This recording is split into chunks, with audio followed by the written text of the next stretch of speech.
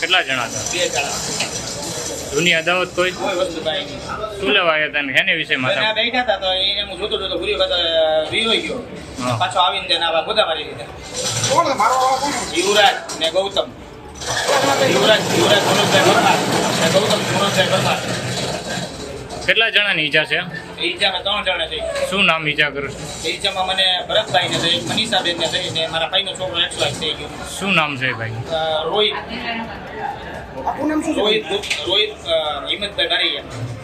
ગૌતમભાઈ અને યુવરાજ 2 વ્હીલર લઈ અને ફાસ્ટ સ્પીડેથી તે શેરીમાંથી જતા હતા ત્યારે રોહિતભાઈ, મનીષાબેન અને ભરતભાઈ દ્વારા આટલી સ્પીડે જવાની ના પાડી તો આ બંદૂકને કારણે તેઓ ઉશ્કેરાઈ ગયા અને શા માટે જોવે છે અને કાતર મારે છે તેનું બહાનું કરી અને તેઓ વચ્ચે ઝઘડો થતા આ કામના જે આરોપીઓ ગૌતમભાઈ અને યુવરાજભાઈ દ્વારા રોહિતભાઈને છાતીના ડાબાના ભાગે અને ડાબા ખંભા ઉપર છરીથી ઈજા કરેલી છે. આ કામે ભોગ બનનારને સરટી હોસ્પિટલમાં દાખલ કરતા જેમાં રોહિતભાઈનું મૃત્યુ થયેલું છે અને સામે પક્ષે યુવરાજભાઈને બી ઈજા છે.